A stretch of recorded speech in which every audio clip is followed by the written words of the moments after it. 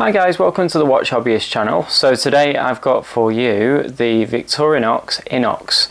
This is the blue model, so it has a blue dial, and I wanted to bring this watch to you because it's impressed me so much.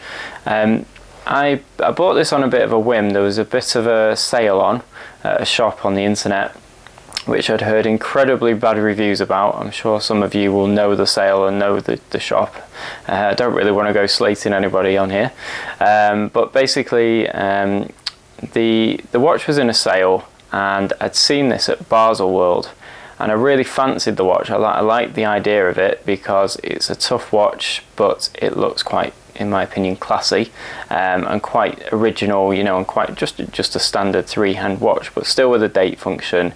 I like the colours, I like the aesthetics, and it certainly intrigued me. But the RRP, I think, is around about £300 to £350 or something like that. Now that's obviously a lot of money.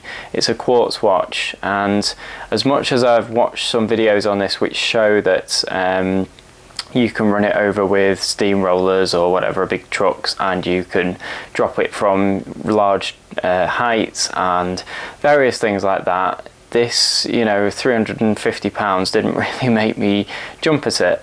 So when it was in a sale, I thought I'll go for it. Let's see what the score is with it. I can always return it, although I did have my doubts about returning it to such a company. But luckily I didn't actually need to, because I received it and I really like it. Now I'll be honest with you, it is a little bit big on my wrist. I'll show you a wrist shot shortly. But it's not massive by any means. It doesn't look silly. It's just probably as big as I could get without looking absolutely daft. I've sent plenty of watches back in the past when they've looked too big, so you know, I'm quite happy with the size of this on my wrist, which is just under 7 inches. The whole theme of the watch is basically toughness. You see the watch here in its sort of naked state, I guess, but you also get this little thing here, which is a protector. So unlike a G-Shock watch, which I guess is its kind of closest range, you get this little protector. It's flexible rubber. There are other models, and I think there's even like a leather version of this now, you know, so they are trying to expand the range. It's clearly been a bit of a success, and all you do is you just flick it over that side and over there, and now you have a totally different watch. You have a protected watch. But have I ever worn this watch with this protector? No, because I don't like the look of it. So I think the leather one actually looks quite cool in photos, but it's quite an expensive accessory. So if I ever see another model in the sale or the accessories separately in the sale, then perhaps I'll go for it. One accessory I did buy for the watch is the NATO strap that you see here. So this isn't a standard strap. You actually get a blue rubber, or like a blue silicone type strap with it, which is you know, it's a nice strap, but it's not particularly comfortable in my opinion, and it doesn't really do a lot for the watch, if I'm honest. It's just somebody decided to match a rubber strap to the blue dial. This came up on a forum that I frequent. I think it cost me about £30 with a penknife accessory as well, you know, from Victorinox. That's what, you know, just a nice little add-on. And the quality of this is like, I don't think anything could break this strap, to be honest. It's probably one of the best NATO straps I've ever seen. They are quite famed for their good quality straps at Victorinox, but you really have to sort of see it to believe it. It's probably as thick as one of like the Omega ones, but the Omega ones just they're about probably, well, I think they're well over £100 compared to this, which is probably in the region of sort of 15 to 20 or so on its own. So a lot more expensive, and you know, this feels like a £20 NATO, but the Omega one feels like a £20 NATO. Yeah, it's like 5 or so times the price. I'm not going to get into that sort of whole argument of how much an Omega NATO is. I actually do quite like some of them, but the good thing is it's not so thick on this one that it wears silly. When I wear the Omega ones, they actually wrap around so much that it just the watch looks sort of like over my wrist. You know, it's absolutely like to here with the strap. So you know, not suitable at all for me. Whereas this one really is. Feels great, and the colours in this case, you know, obviously suit the watch. I've got the red, I've got the blue, you know, it just matches nicely. So I liked it as soon as I saw it. I picked that up. It does have a little Victorinox logo on the clasp there as well, which is nice on the buckle. So that's the strap. But the watch itself, it's one big chunk of steel. I think it's probably made from I would expect it's made from one piece. If not, then the only piece that's separate is this bezel area here. The bezel is one of the things that I like about this watch so much. The finishing for this price point, I've never ever seen finishing like this on a watch. There's not too much, you know, fancy stuff going on. It's only polished and brushed, but the mirror of that polish is better than I think any other watch I've ever seen. It is absolutely perfect, and the brush is so fine to it, such a satin brush to this watch, that the case is what makes me love it so much.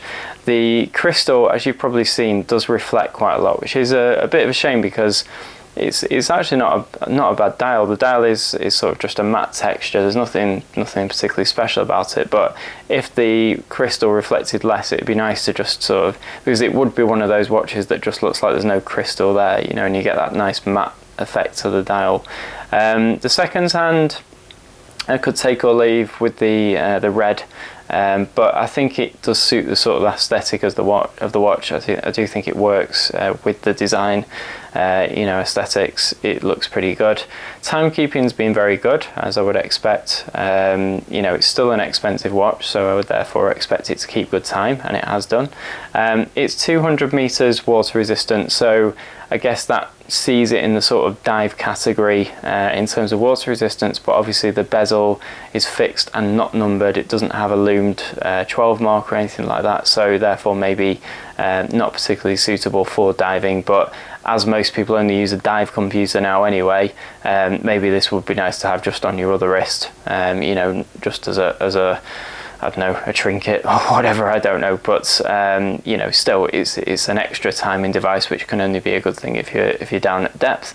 The crown is incredibly well protected, but they've cleverly cut like a little section out here at the top, so it's still very easy to sort of grab it, and it has a nice amount of turns, a very, you know, it's good sort of 10 turns there before it even comes out. We have, if we watch the seconds hand, I'll just move it to the date and then to the final point there. So now we have a hacking seconds. So, you know, as you would want, really. I don't think there's many Quartz watches that don't have hacking seconds, but this one does anyway. We have a date change, which is relatively slow change. It's not a quick date change from sort of 1 to 2, 2 to 3. It sort of slowly moves around as you get towards the midnight point and then changes over. The case is not hugely thick for this type of watch. If you do watch the sort of blurb videos on this watch from Victorinox themselves, then you will notice that it has been run over by trucks, it has been dropped off things, people have done all sorts to these watches, and it is very, very tough. It definitely has proved itself in videos. I've not personally, as you can probably tell, put this through too much, because funnily enough, although it's a tough watch, because these polished areas are so nice, I don't actually really want to damage it, so I actually don't wear it too much. I think it's sort of a, you know, a nice sort of everyday watch. If you want it to be like that, you should really wear these things, I know, but I tend to wear other watches a lot more, but I just like having it. I think it's a really lovely, nice piece. I think the blue works really well. There's now a red version, and the red is a sort of very maroony, light maroon sort of red, and it works really well. I've seen it in the flash, it looks great.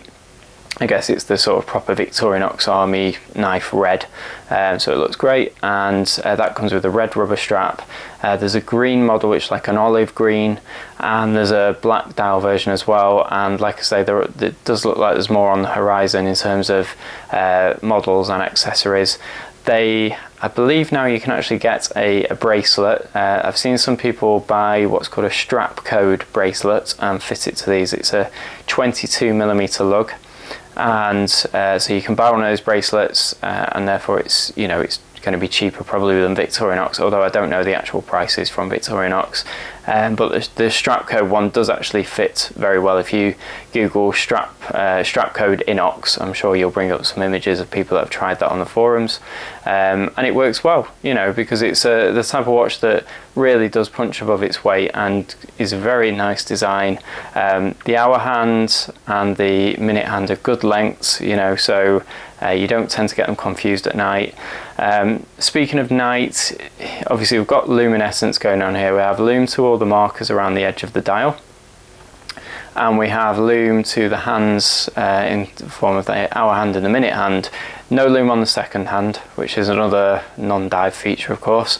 But the lume is a bit of a letdown, I'll be honest with you. It could be better.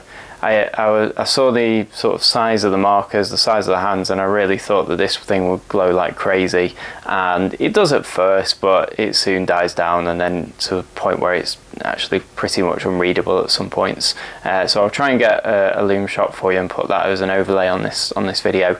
But it's still there, you know, it's not terrible. It's not the worst I've ever seen by far. It is still usable, but you just have to sort of sometimes look quite hard for it if you've not properly charged it. Some watches I've found, you know, you only need a quick charge and it's fine.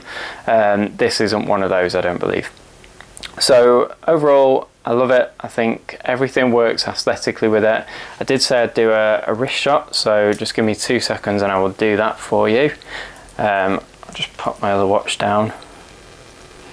And this is my wrist, which is a 6.75 inch wrist or so. And now you can see I am struggling a little bit with this NATO because it is quite stiff, but that's probably just because I've not actually worn it huge amounts. Now I'll just bring it up to there. So it's not, you know, it doesn't look massive, I don't think. I think it actually sort of wears just nicely, but yes, it could be construed as slightly large. But I do still have the way I always think is if the strap doesn't drop perpendicular at each side and it curves a little bit, that's the way I don't generally tell myself if a watch is too big or too small for me. And I think personally, I think it looks absolutely fine. I really like it on this strap, and the fact that I only wear it now and again, you know, it doesn't bother me if it is a bit too big or too small or whatever for you. I think this is great. So that's the review of the Victorinox INOX super tough, crazy watch. You know, make sure you watch some other videos on this watch. Google Victorinox INOX tests and things like that, because you'll see all the crazy wacky stuff that they've done to this watch over the time. But for me, I think it's great. I think it's lovely. It's not a huge value if you can get it in one of the sales, which it seems to be quite often in the sale. I think I paid around about £185 for it, and you know, for that money I think you get a hell of a lot of watch.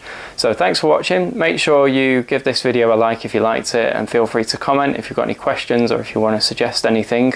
Go ahead, and also make sure you subscribe, because if you subscribe you'll be updated about future videos, which I will be bringing you now that I've got some camera equipment again, because the previous camera had got stolen, unfortunately. So make sure you subscribe and you'll know about any future videos that I bring you.